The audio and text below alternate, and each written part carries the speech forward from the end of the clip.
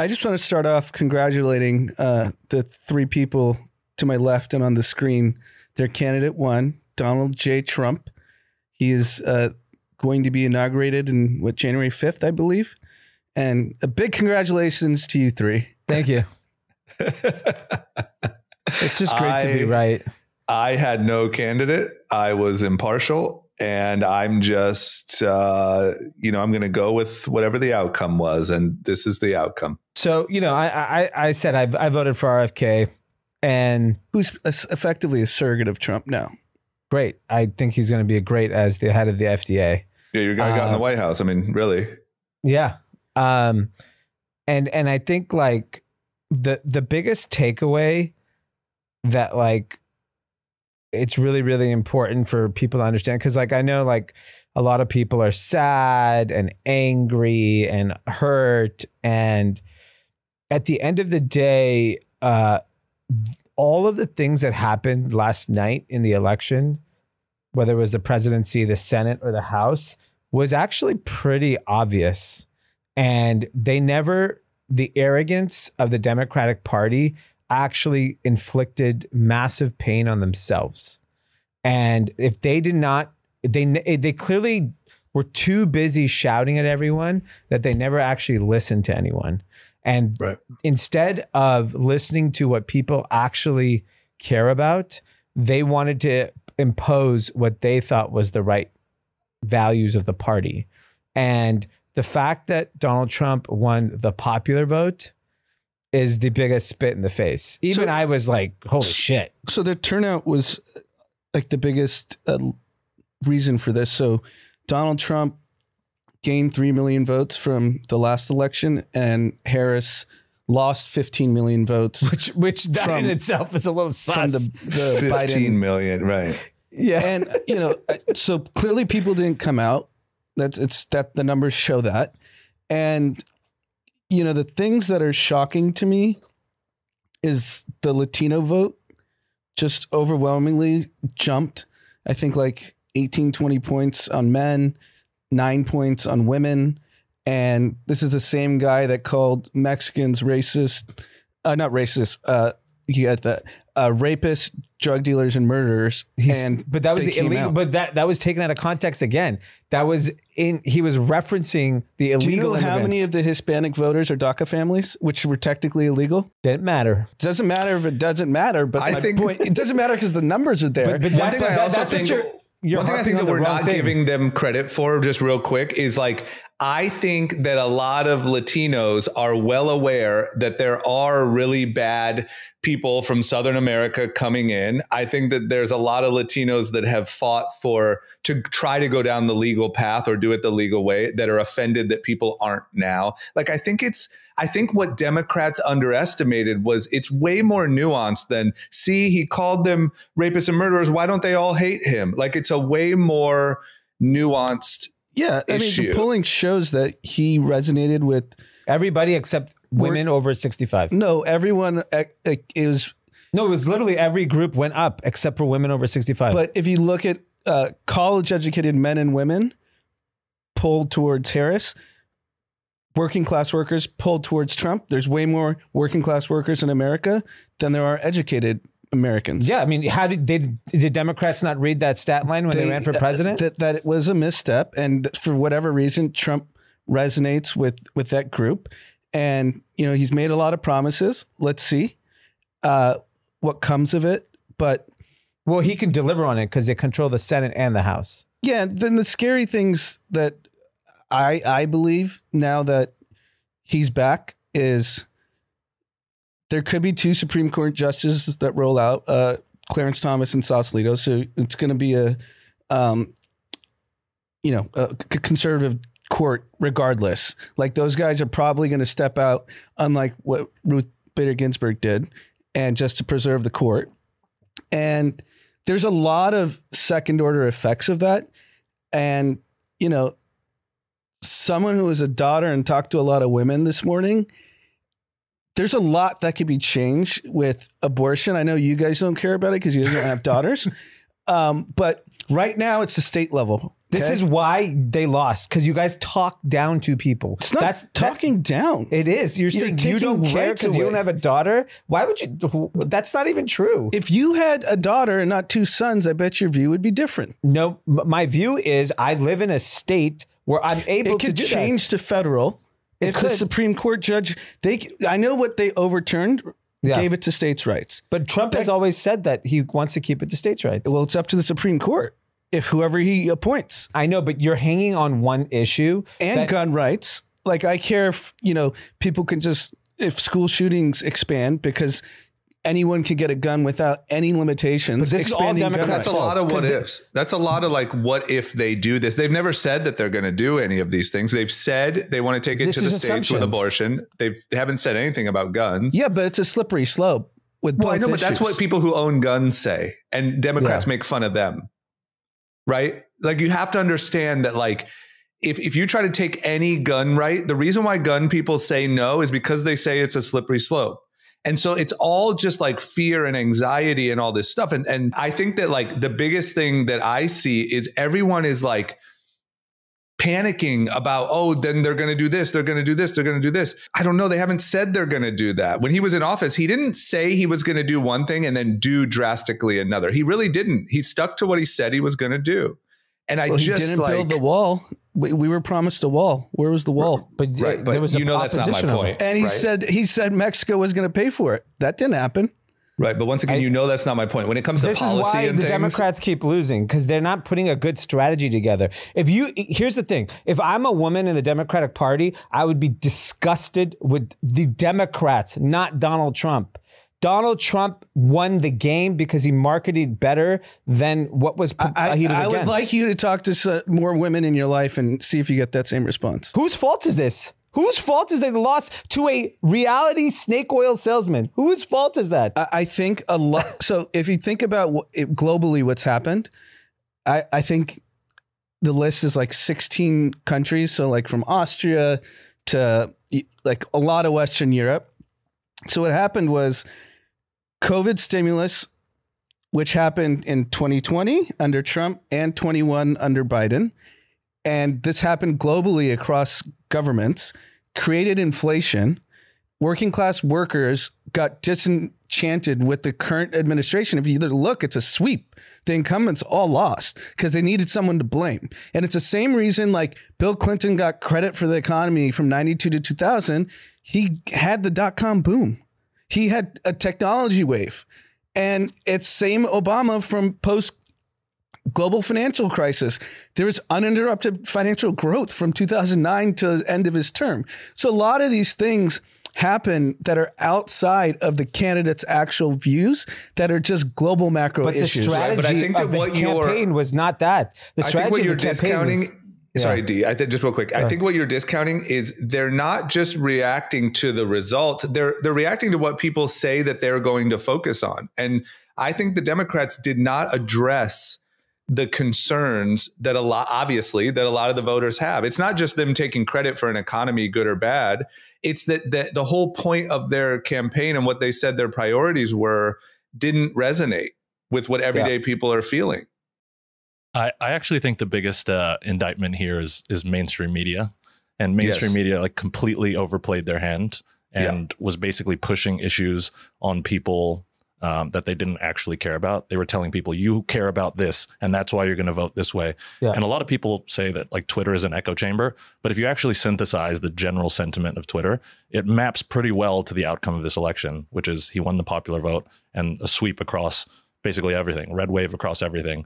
And so I think that like these new platforms like Polymarket and Twitter and stuff are just a much better barometer on like what's actually happening in the world and what's important to people versus what CNN or MSNBC or even Fox News is telling you. They're pushing an agenda. I just want to add that like I think in my opinion, the mainstream media should be like punished in some way, because the way that I was telling Anand this before we started recording, like there are so many people this morning, people that I know, people that I see on social media, whatever. that have been told that this guy is Hitler and he's going to militarize the military against citizens, and he's going to lock everyone up, and he's going to go after his political opponents, and he's coming after all women, and he's going to blah, blah, blah. Everything's going to look like Handmaid's Tale. And today they think that is going to happen. Yes, 100%. People are devastated. People are like unable to function, unable to work, unable. And it's really, to be honest, it's mostly not because of the words that actually came out of Trump's mouth. It's what the media has told them for the last few months. And now people are fucking devastated. There are people that think Hitler just got elected. And the same thing happened when Obama got 2 terms. Fox News and the right-wing media called him a birther or a Kenyan. They call him all these things. Different. I know, but a Kenyan is different than Adolf Hitler. Do you know Hitler's the worst person ever?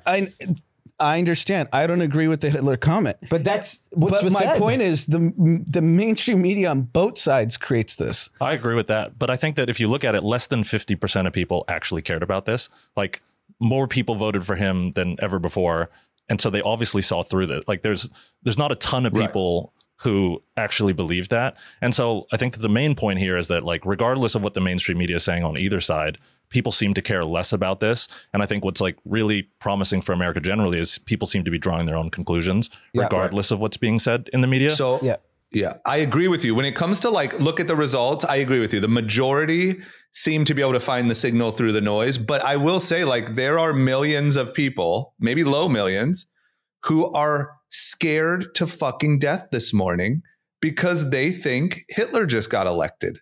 But there's also still people wearing masks because they think that COVID's going to kill them. True, like, it's true. But God damn it, man, you shouldn't be able, like, you shouldn't be able to, like, I don't know how you would do it, but the way that the elections have gotten to, and this one was the worst, as far as like demonizing the other person. And now there's people that believe it. Like, it's just crazy. And by the way, just to give you, like, Kamala Harris raised $1 billion. $1 billion. Right. Trump raised 360, I think. She had $1 billion to play with and not one good fucking marketing strategy for her business of getting elected as president of the United States. And if she had $1 billion, but the media is blaming, like, well, Elon gave $1 million a day. That's not fair.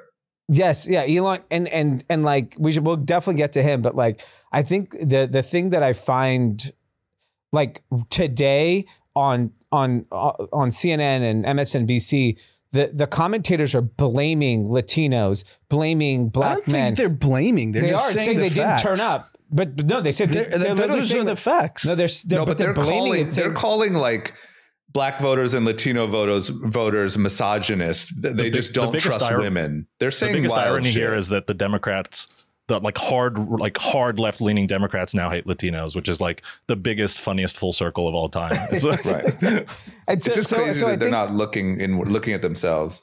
Yeah, exactly. So to me, if I'm the leader of the Democratic Party, I would be like, okay, we got to inject new blood in here. We got to bring in new ideas, and we have to focus on what people actually care about. Every election is only about the economy. It's only about, and when you look at what the narrative was, is that the economy is really good. If it was actually really good, Harris would have won. None of the other shit would have mattered. I just want to fact check. Donald Trump raised $1 billion equal. Okay. So not 376 or whatever D said. I think that either way, he's the president. I think the thing here is that like the Democratic Party needs like an entire overhaul. That's why I wanted Trump to win, because I thought that's what they need. Their whole campaign was Trump is bad again. Yeah. They did it again. But I think the biggest delta here was actually between Tim Walz and JD Vance. I don't think it was actually between Trump and Kamala. I think if you look at like the Republican Party seems to be moving in a more progressive way, not from like the way that they're articulating laws and things that they want to do, but they are injecting like much more relevant people. On stage last night and at the Trump speech was Dana White, like Barron Trump, JD Vance. And these are all people who are like going to carry the torch for the next couple generations in the Republican Party. What about Cardi B? Yeah, exactly. Beyonce. There's no clear path for the Democratic Party. Like if I was a Democrat right now, I'd be like, who is next? And there's not really like a clear, there's not really a clear winner there. And so I think that it's like, in a weird way, it's the much more antiquated party now because they're just choosing. But check this out. Like the party of the future is about innovation. And I would never think that Elon Musk and Palmer Luckey, who are two of the most innovative founders of our time, they're part of the administration. Like they're going to help innovate America. The Republicans, Donald Trump got Elon Musk. Right. That's insane to think. 4 years ago, if you had told me that, I would have said you're out of your mind. Not only did he get him, he moved to Pennsylvania for 2 weeks to do like 2 or 3 rallies a day. Like it wasn't just him saying, I support this person. He like went to war for him. And I think it made a big difference. Joe Rogan made a big difference. Nelk Boys made a big difference. Like all of these like much more progressively thoughtful people, you know, just became super oriented towards Trump. And I think that that's like really what moved the needle the most. Yeah, I mean, I think that's another example of Democrats being out of touch is like, Kamala not doing Joe Rogan, not playing ball with those people, I think was a huge mistake. My one big hope that I was going to say is I hope that now that this is Trump's last term, that the Democrats at least shift from Trump is bad for their messaging. I mean, like now it's over. This is his last. Yeah, I mean, you don't even need to talk about him. He gets the next 4 years and we move on. Right, but for 12 years, for 8 years, how long has it been? 16 to 24. 2016. They've went with Trump is evil. That's been their main strategy. And hopefully now, I mean, once again, Dee and I have said it on here. I've been a lifelong Democrat. My actual frustration is that they have lost the script so bad. And hopefully this will force them to go back to the drawing board and say, okay, the Trump is bad thing is out the window. So now what do we actually stand for? I mean, it just seems. And the much harder fight is how are you going to beat JD Vance? Because it's a very high likelihood that JD runs after this. Oh, right. I actually don't think you can beat him. But only caveat will be if we're in a recession, he'll lose. Yeah. Because I think the only thing that matters to average Americans is, can I pay my bills? And like the price of eggs. Yeah. Yeah. Can I spend time with my family and feel safe? And can I watch the Chiefs win the Super Bowl? That's all Americans care about. It's so simple what the average person actually cares about, but we want to overcomplicate it that they're thinking about all of these other things that don't actually matter. Like, I'm sorry, like Ukraine doesn't actually matter to the average person. They made it a sticking point. End all wars, the Republicans. Of course, but end all wars is a great for Americans. We don't want to see our people getting killed. Our people aren't getting killed in Ukraine and Russia. But we're also spending a ton of money, and that's like but it's money though. Bad. Yeah, the U.S. troops are in war zones. Unlike Kamala said that. So they are in war zone. They're not in active combat. No. And we just don't want to be dedicated. But everyone feels that it's on the verge. Everyone's being told things could escalate. Iran is now involved. Russia's threatening nuclear. Like, it's just a bad feeling, But when you try to get them to care about the average citizen of the Ukraine over their own well-being, they won't. They'll never care about that. The real scary thing is, because Trump is clearly a loose cannon, how he handles China and how Xi response. But why do you say he's a loose cannon? What has he done that has made him a loose cannon? There's been numerous books written by former administration officials. Right, but what has he done? Like, those could all be fake. Those could all be people that are mad, that are fired, mad. I'm just saying, like, we don't know. It's hearsay. What has he done? The stories are pretty crazy. They have to what did he actually do? I don't know. What has he hide stuff from him? They hide information because they thought he would launch. Hiding is different than doing. Like, what did he do? He's going to have more emboldenment, in my opinion. I think he has way better people around the table today. Like, when you look at the Republican Party and who's there, it's Elon, it's RFK, it's Vivek Ramaswamy, it's JD Vance, David Sachs. These people are not dummies. No, I don't think they're dummies. I don't agree with their policies, but I do think he now has clear right to do whatever the hell he wants, and I don't know if these people can stop him. My contrarian perspective is just to build on Dee's point that he actually doesn't have to do anything. He himself can probably sit on his hands, and a lot of good change will be enacted just because of people like Elon and RFK and stuff. Like, I think that it's actually in his best interest to basically do nothing, or at least just be like sort of like this, talking head. Yeah, talk shit, make funny, have some jokes. All the cases got dropped. DOJ is not pursuing anything. His legacy is intact now. He's going to skate off into the sunset. Here's the more optimistic take that I believe will actually happen from this. The United States government has not innovated in a very, very long time. Like, I remember reading in the history books about FDR, how he basically created like this very powerful manufacturing ecosystem in America during World War. And I think what's happening today, there's this enormous opportunity to create massive efficiencies within the United States government, which will have a massive effect on everyone positively. And the reason why I think it's possible is you got the richest man in the world sitting there who clearly has time, because he sat in Pennsylvania for 2 weeks and it paid off handsomely. I think he's just insanely effective. I think he's the most effective human on earth. I think that's the hottest take I saw in the noise of Twitter, Dan Primack, who's like the leading tech writer that follows all the tech folks, that he predicts a massive fallout between Elon and Trump, because there's only one main character that can be. But no, we all know Trump has the biggest ego on the planet. And if Elon right now is getting all the credit for getting him elected. If you go on any social platform, you turn on any TikTok, you turn on any news channel, Fox, MSNBC, CNN, everyone's crediting Elon.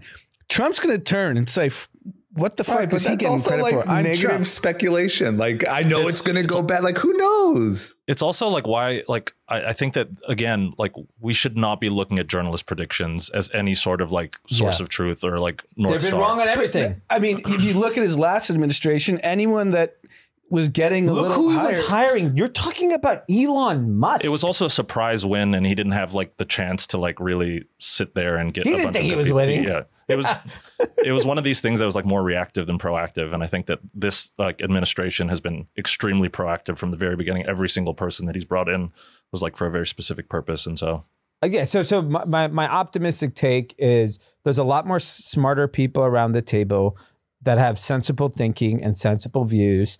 I think you're going to see enormous efficiencies in the government over the coming years, which will have an impact on all of us. We should have more cash in the bank as a country to provide all the services and all of the needs of our people. And I actually think at the end of this, we'll actually end up in a better place.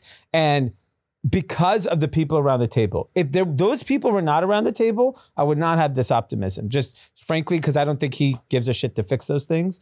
But I think in this case, these people are very mission driven. It's like a classic, like, this is the one thing I like about San Francisco tech people. They actually are just stone cold winners when they want to. And you give someone a problem, they will try to solve it. And what Elon saw with Twitter was this system is broken. I'm going to buy it and I'm going to fix it. And as far as he's concerned, he fixed it. He made it so that everyone can do whatever they want and say whatever they want. Now, he also changed the algorithm. But that's something that I want to push back on, because if you look at the algorithm, yes, it leaned heavily right wing, but the whole country leaned heavily right wing in the election. So is it actually more reflective of who? I think that there's an equal chance that it's just indicative of how people are feeling versus. It shouldn't be like, if I were to open Twitter right now, it'd be 80-20. Yeah, pro Trump, like, 20 not. 4 to 8 years ago, if you opened up Instagram, it was the exact opposite. So it's like the social media. I don't know if the social media platforms are really like the best heuristic to like think about this stuff with, because all of the algorithms are controlled by whoever's in power of the social media platform. And I think, and I think the difference is, like, even if you saw the Biden administration had a chance to give an olive branch to Elon so many times. He's a lifelong Democrat. Rogan. All you have to do is invite him to the EV summit and said, Tesla is saving American manufacturing. Here's a little tax subsidy and keep it on your way. He would have been fine. He's not going to fuck up his business. And get out of the way of SpaceX. And they like purposefully made his life difficult. They threatened to put him in jail. Yeah. It was just like they overplayed their hand completely in the wrong way. And now they're probably going to get fucked because he has the Department of Government Efficiency is going to be a very interesting microcosm of like how he actually thinks about the government, and he's going to get a lot of power. And from personal anecdotal stories, he's somebody who keeps grudges for a very long time. So I'm interested to see how it all shakes out. It's just funny. Here's my other positive hot take. When you have Elon Musk working at the federal government level, what do you think that's going to attract? It's going to attract the best and brightest. People who never thought they'd be in politics are going to be like, fuck, Elon Musk?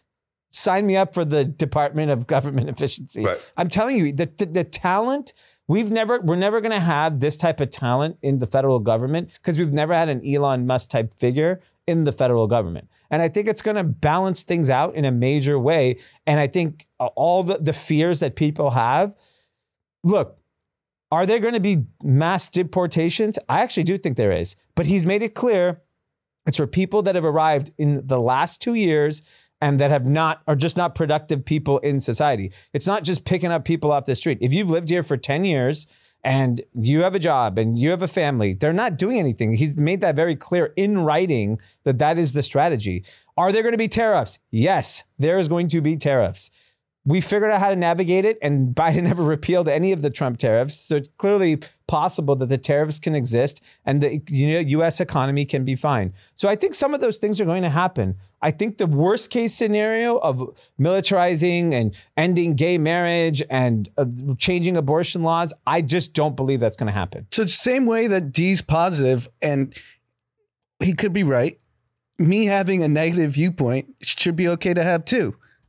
Well, you guys are just pushing back because I have criticism of him and his policies. I'm saying Elon Musk is going to attract top talent, and I'm saying he's the boss. He hasn't been proven that Elon's the boss, and I don't think it's going to end well. Right. All that I'm saying is I'm a believer that, like, look, this is the situation. Your point, no, 10 minutes ago, your point was you just don't know if those things are going to happen. We don't know if anything that D's saying is going to happen. Right. So why can't we just have two different perspectives? No. Number one, you're allowed to do whatever you want. I'm just saying that the way that I think and the way I think people should think, even if you're a Democrat, is, well, this is what it is now. This is the fact. So why don't we try to see what could possibly work out, or at a minimum, just that everything's going to be okay? It's just, I think that in general, like, pointing out just the negatives of any situation is a bad way to go about life. I think the guy was in office. Look, I'm also speaking to myself. When Trump won in 2016, that night, I was extremely bummed and sad and went outside and sulked, and I was scared, and I thought, oh my God. And then really, when it was all over, nothing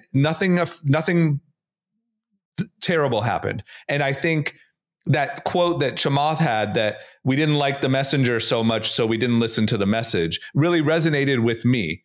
And when it was all over, I wasted a lot of energy being negative about things that never ended up happening. And I just don't think we should do that again. I think we should hope for the best and be optimistic. And if bad things happen, yes, we should, pay attention to them. But I worried about a lot of things that never came true in 2016. And agree. And I think I don't want to waste that time.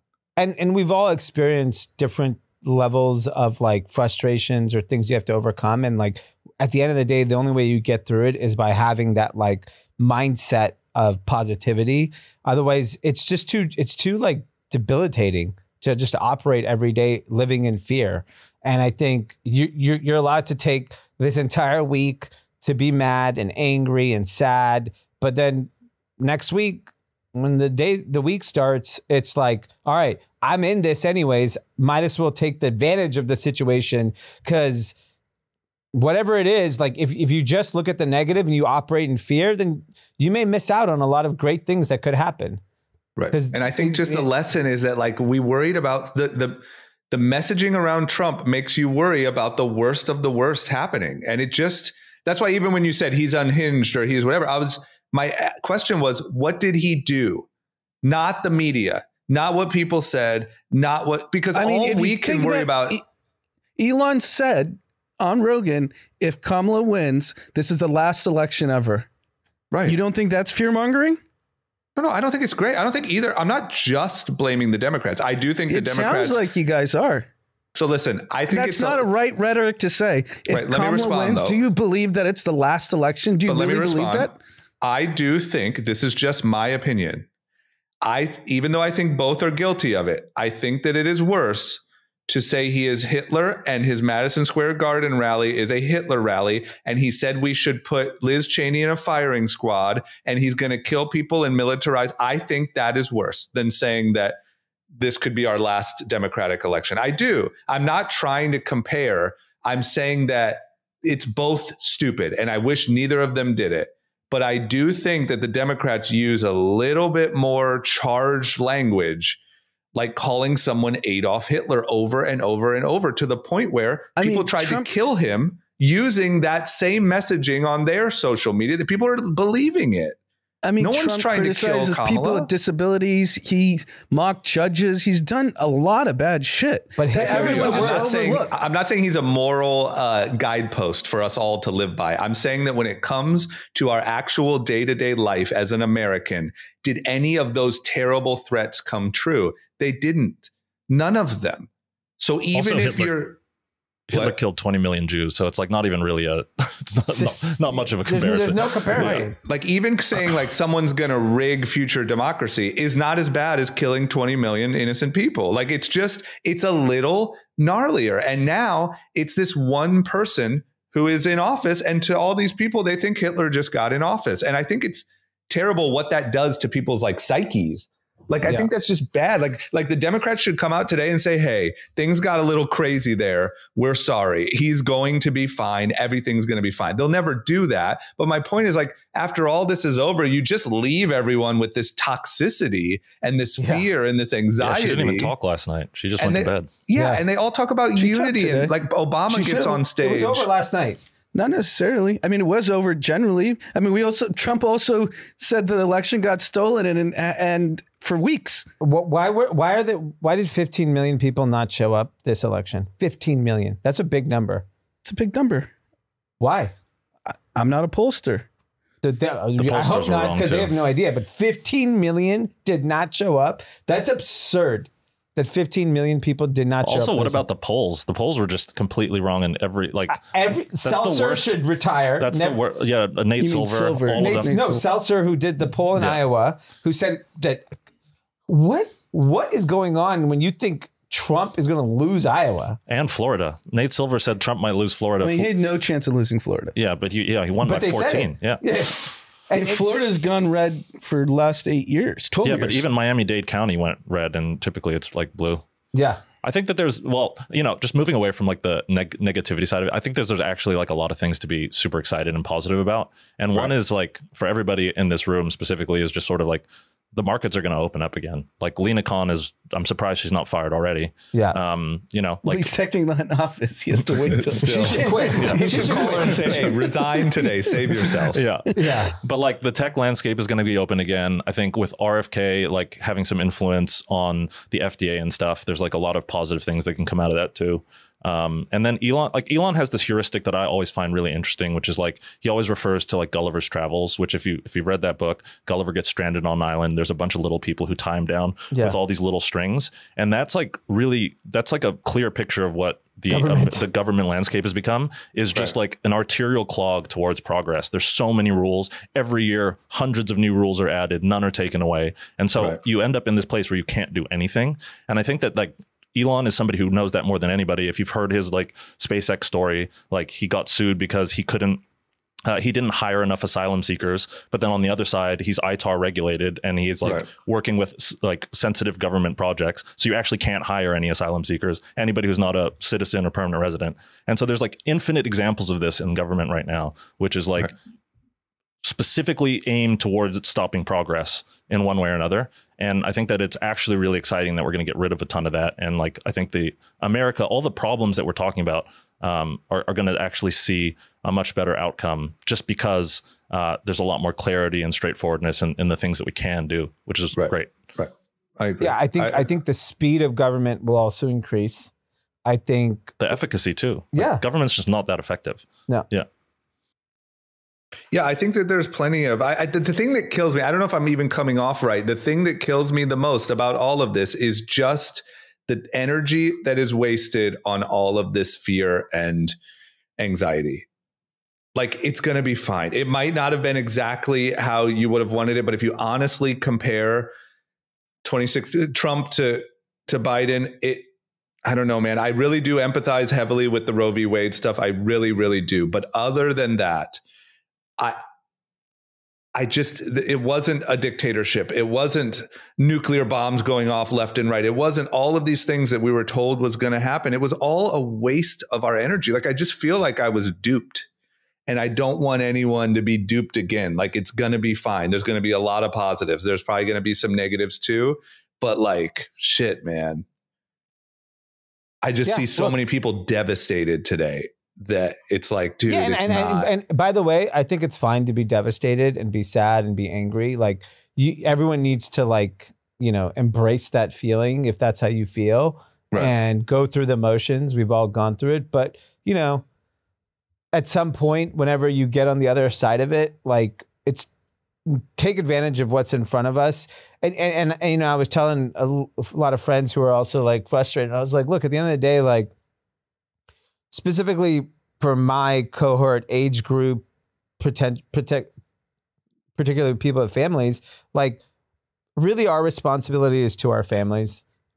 We have to make sure our families are taken care of. We want to also have time for ourselves. We want to enjoy our friends. We want to take hopefully a trip or two, watch some football, have some fun, have some laughs, make some memories, and live a healthy life. Like, ultimately, that's, like, in my perspective, what a successful life looks like. And I think ultimately what this election was really about is that what people want is actually very, very simple. And in order to get all the other things you want, you have to deliver on the most fundamental things, which is just like, I want to be able to potentially buy a home, or, you know, take my kids trick-or-treating, or feel safe, or, you know, not get my job taken by an illegal immigrant. Like, those are things that clearly has resonated with people. Right. And I think you just have to message that the narrative just has to change.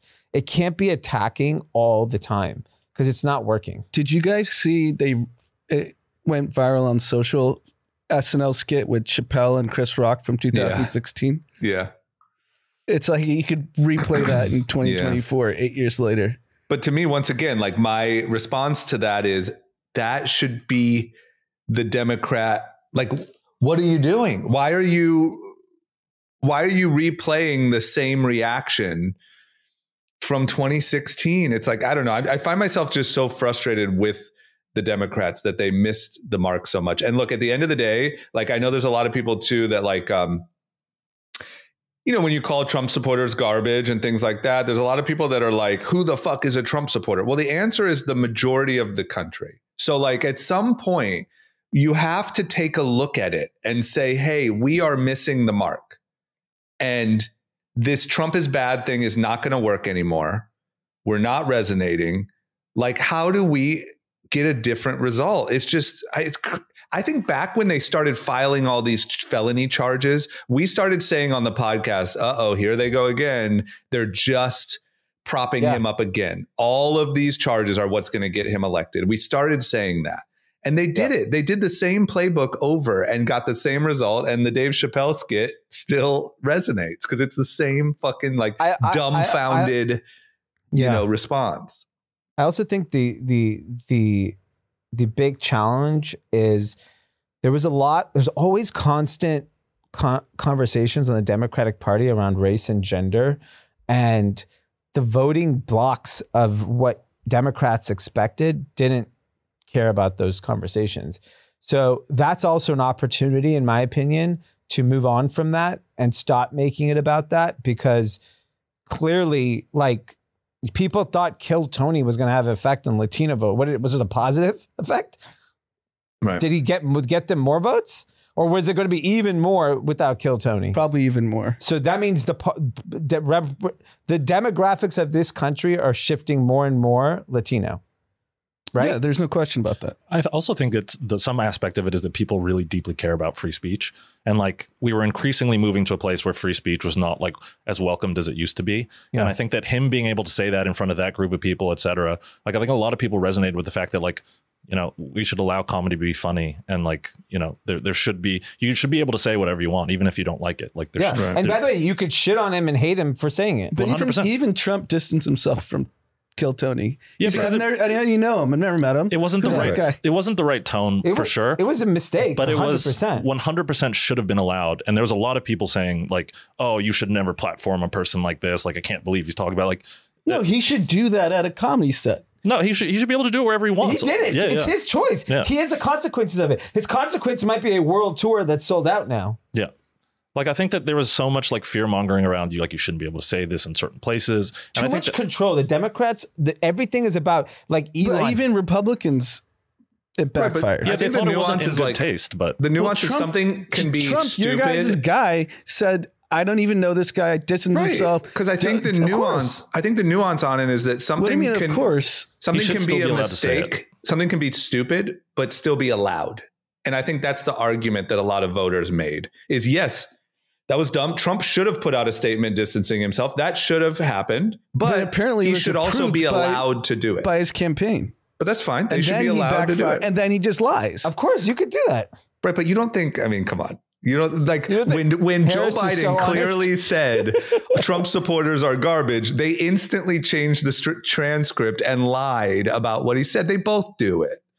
So like, politics is a dirty game any way you want to cut it. But right, there's no way to win that. The important thing is that like we should be allowed to say whatever we want, and it's like a very important cornerstone to like freedom in America generally. Is that people should be able to say whatever they want, even if you don't like it, especially if you don't like it, because that's what like allows it. Like that's the most important part of a democracy is being able to say what you want, when you want, even if it's not the right thing, even if it's, you know, in poor taste in some aspects, like it should still be able. And I think we were starting to lose that. I think that people were starting to like really push towards, you're not allowed to say these things here. You should never talk about these people these ways. You shouldn't, whatever, dead name people or whatever. A lot of that stuff is in poor taste. I completely agree, but you should still be able to do it. And that's part of what makes this country like a really amazing country to be in, is you can have whatever opinion you want at whatever time, and people shouldn't be able to like ruin your life over it. Right. Yeah, I think that is a big reason why people voted for Trump, is that feeling. Yeah, I think like a lot of people, and frankly, I said this at the beginning of the year. I said the biggest winner of this year will be white males. I was dead fucking right. You did White Boy Summer now moving into the winter. And the reason why is because I'm around a lot of like middle class white people who felt like they've been in a cave for the last decade. Right. A fear of getting canceled. Right. And a lot of them did. And so eventually people were like, why are we putting up with this? Yeah. Like, cancel culture is fully over. Like after this election, it's 100% done. Yeah, because there's no consequence now. Yeah. It's just I would say actually like the moment of Tony Hinchcliffe saying what he said and Trump still winning was like a real nail in the coffin for cancel culture. Yeah, which is, I mean, a lot of people say it's a bad thing. I think it's a great thing because, again, you know, like it's a free country. Like that's the whole point of it. People should say what they want without like massive fear that their lives are going to just be ruined because they have a point of view. Everybody should be able to have their own opinions. The government shouldn't interject in that in any kind of way. And the consumer should be free to support them or not. They shouldn't be canceled. You know, like they shouldn't be deplatformed. It's like if people stop going to Tony Hinchcliffe shows because now they just think he's stupid and makes corny jokes, that's fine. That should also be able to happen. But it's the like the market should, the market should decide that. Right. One thing that I wanted to touch on that I'm really excited about is sort of locally here in California, theft and drugs are illegal again. Yeah. So that's Hockman. A huge. Hockman and London Breed got taken out of San Francisco, which is massive. The DA in San Francisco also got cooked. Like we might actually have like a functional society in California again. And which the laws around the theft de minimis amount, right? Yeah, and drugs. Prop 36 passed 70-30. So Zach, do you know do you know any details of Prop 36? Like what happened? What did that change? Basically, if you're using drugs or selling drugs in an open air environment, you're basically cooked. And then if you're stealing, I think they take it was at $1,000 or 900 or whatever, and now it's getting taken down to like much lower. I think it's like sub 500, or like it's like a couple $100 now or something like this. Just get a couple sticks of gum, some mouthwash, and then it's really exciting. I mean, go ahead, keep going. No, go for it. Well, I was just going to say, according to Hochman, when he was on the pod, he felt confident that we would see results pretty quickly. Well, yeah, because he said he can basically reverse 9 of the policies Gascon did on day one on his day one. Right. Yeah. And just kind of set a precedent. So it sounds like we might be back in the game here by spring. No, I think that's like one of the most exciting and overlooked aspects of all of this is that like California, it's like one of the best places in the world, and it was rapidly losing sort of its like luster because of all of these ridiculous policies that were put into place, specifically as a function of like the whole sort of like woke and cancel movement. Like everybody was basically just moving in an insane direction with that. And I think it's incredible that like common sense has returned. Algebra is not racist anymore. Crimes are illegal again. It's like, you know, this is a very important step towards like the progressive future that we want. Right. And I'm just like super, that's one of the things that I feel like is glossed over because everyone's losing their mind about at the federal level. Right. But like there was a lot of state level stuff that happened that's like really exciting and people should be really feel positive about. Yeah. It's also like, it should be a wake up also to the Democratic Party, even in California. Like, you know, Nathan Hochman's a Republican. He's an independent. George Bush appointed his first job as a Republican. He changed to an independent because he lives in LA, and that's how you get elected in LA. And so these types of people are now in leadership positions to make real change. And so there is and the laws that got passed are pretty, and look, the gay marriage thing got untouched. It was good. It was fine. The most common sense things are happening again in California, which is a very, very good sign. Like, of course, everyone should be able to marry whoever they want, but no, you cannot commit crime. Like, we got to go back to base level things, and the Democratic Party needs to embrace that stuff and just change their tone. Like, otherwise it's going to be a fucking ass whipping for the next 12 years. Like, I said it last week, JD Vance is like a lock to be president if Trump wins. Did you look at the comments on his Rogan podcast? It's like it's basically like this is the most normal, like, and the crazy part is like, you know, not to take it back to the mainstream media and whatever again, but it was like they were like, this is the weirdest guy ever. Weird. He's such a weird guy, and then he just turns out to be like the most normal, like Midwestern, like dude you want to have a beer with, like ever. Yeah. And I think that again, it's just like all these people just overplayed their hands so much. They thought that they were much more powerful than they actually were, and people actually cared about these positions much more than they actually did.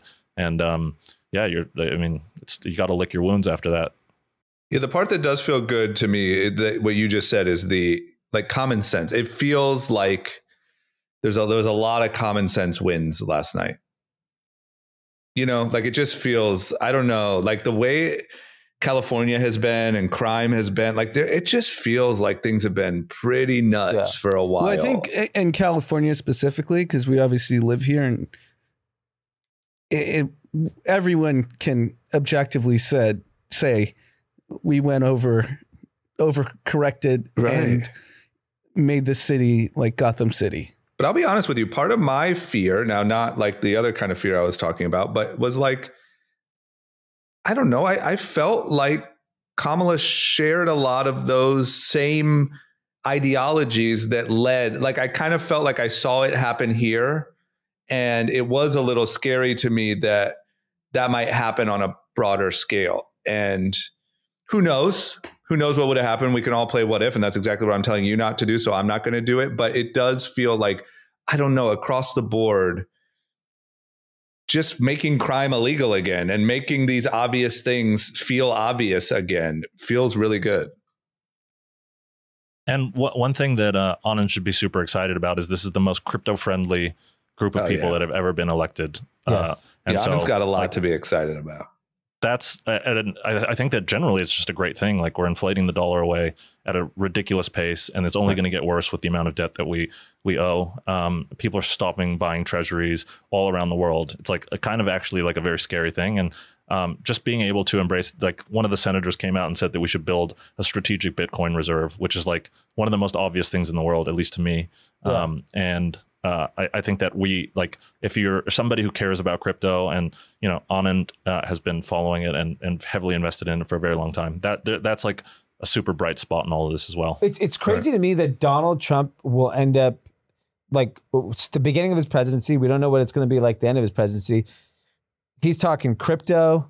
We're talking space. We're talking Elon Musk. Right. He did like a 5-minute advertisement for SpaceX last night about how the rocket got caught in his victory speech. Was like 5 minutes of it was just about SpaceX. Yeah, I mean, like whenever we've never embraced innovation at the government level.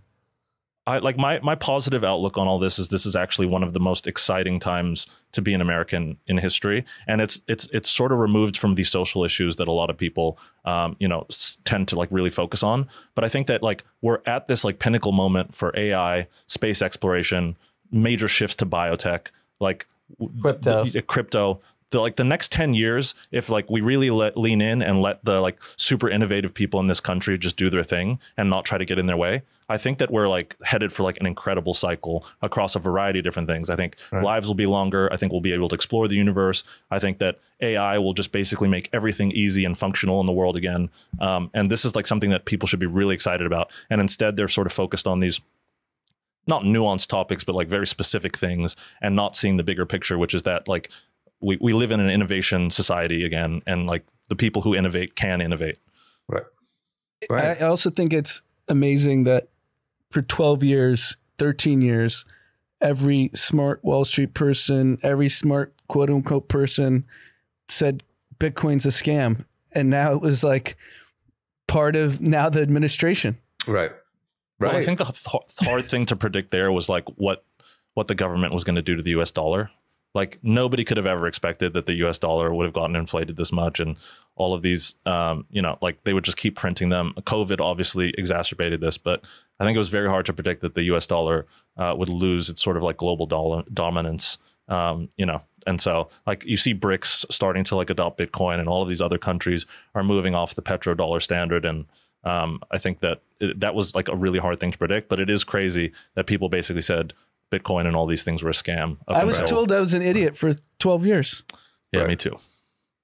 Well, that was a big win then. I mean, last night was a big Donald victory. Trump made you look smart. It would have happened. It would have happened over time either way. So that's why I didn't care. Right. I don't know. I don't think that you ever saw once like Biden in any part of his campaign embracing it. And like, yeah. So, I mean, I doubt that Kamala would have either. So I just have a long-term view on it. It's like, okay, in the next 4 years, if it doesn't happen, it'll happen in the next 4. Yeah, but like progress is this compounding thing where every year that you waste not like pushing towards progress, it's like saving in a Roth IRA or a 401k. Every year that you don't save, you're missing out on some massive exponential gain because of the compounding factor of it all. And so it's like you want these things to happen as quickly as possible, specifically because you want to be around to see the outcome of it all, and that comes much quicker the sooner you start. So I'm just excited that the biggest win here, I think, is actually innovation, and the fact that like these very technologically centric people now have a say in all of the things across a variety of different verticals that are really important. Yeah. And I think that we are the direct beneficiaries of that, and everybody is, because hopefully it'll be democratized to everybody. So that's exciting. I mean, the fact that it goes from Elon Musk, our greatest innovator, being an enemy of the government, to now he is best friends. Like it is a polar shift. Now he's our president. He is the shadow president as of now. That's great. Right. That's great news for this country. Right. Like it's so fascinating to me. I don't care how any of our listeners feel about Elon. It's not that. It's like the fact that if you pair our greatest innovator with essentially government friendliness, what happens? Because greatest innovator plus government enemy obviously is going to really hurt innovation. So when you make it best friend of the government, we might be in for some really fun times. Think about it. Elon did SpaceX, Starlink, and Tesla despite the U.S. government. Yes. Hating him. So what happens when he has full access? That $40 billion purchase of Twitter now looks like the cheapest. It looks like the cheapest buy of all time. Best arb of all time. Yeah. I mean, do you read Stratechery, Ben Thompson? No. So today he wrote like a whole thing on, it looked like one of the worst purchases now that he runs the government, SpaceX, Tesla, everything's just going to be single improved. greatest purchase. Tesla went up $30 billion last night, and I don't even know what it went up today. 80 but yeah, today. exactly. Up 80 today.